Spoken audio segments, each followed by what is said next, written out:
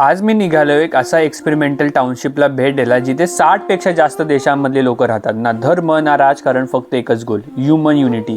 Kanyakumari to Kashmir मार्गे नेपाळ या प्रवासात आज आपण एक्सप्लोर करतोय ऑरोविल. ऑरोविलची स्थापना 1968 मध्ये ऑरोबिंदोची पत्नी म्हणजेच मदर यांनी केली होती. हे एक इंटरनॅशनल टाउनशिप आहे जिथे नॅशनॅलिटी, रिलिजन, पॉलिटिक्स बाजूला ठेवून कॉन्शियस आणि सस्टेनेबल लिव्हिंगवर भर दिला जातो. या सगळ्यामध्ये माझं पोट रिकामं होतं म्हणून जंगलाच्या मध्ये पाचवे कॅफेमध्ये मी चॉकलेट पॅनकेक आणि लेमनेडचा ब्रंच केला. त्या कॅफेमध्ये एक काका होते जे खूप काइंड होते. जवळजवळ 1 तास आम्ही खूप गप्पा मारल्या. त्यांनी माझा प्रवास ऐकला, यूट्यूब बद्दल विचारलं आणि थेट माझ्या यूट्यूब चॅनलला सबस्क्राईब केलं. असे छोटे मोमेंट्स ना प्रवास खूप खास बनवतात. खास व्यक्तीसाठी सोव्हिनियर शॉपिंग करून पुढे वाटचाल केली ऑरोविलच्या सर्वात प्रसिद्ध ठिकाणी म्हणजेच मातृ मंदिरकडे. हे दगड बघून तुम्हाला काय आठवते मला कमेंट सेक्शन मध्ये सांगा. मातृ मंदिर दुरून खूपच सुंदर दिसत होतं, पण जवळ जायचं असेल तर तुम्हाला ॲडव्हान्स बुकिंग करायला लागतं. हे मला तिकडे गेल्यावर कळालं.